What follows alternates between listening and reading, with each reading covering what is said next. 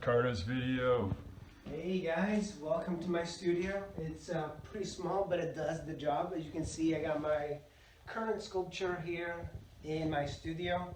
It's of a very famous guy. I don't know if you guys ever heard of him. It is a Batman. I was thinking about doing the early Batman, the one with the Robin in the like the 70s shows, but I decided to go with a more of a Dark Knight theme. I'm not finished yet. I maybe have about 2 more weeks on this. It does take me a long time. I'm pretty slow. And you can see here I have my computer and then I have a screen here, and usually I put up the references that I'm using onto the screen.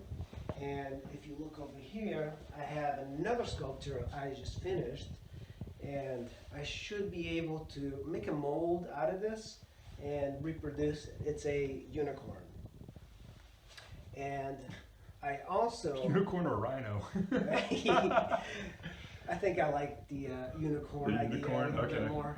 Rhinos are the world's unicorns. Gotcha. And I've been lately making my own tools, which is kind of neat. You should definitely make your own tools. This is something I learned online from Sculpture Geek, and the way to make these tools. So these you can get them from like Sculpture House.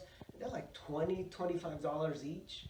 So the trick is getting these brass tubes from a Hobby Lobby. They're $5. They come like 3 a piece. And then the trick is getting guitar wire, electric guitar wire.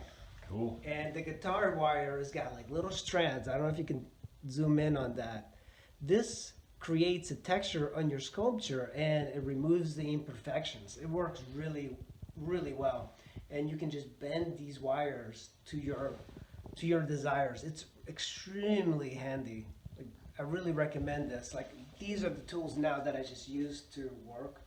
They're much better than buying like $20 tools from Sculpture House.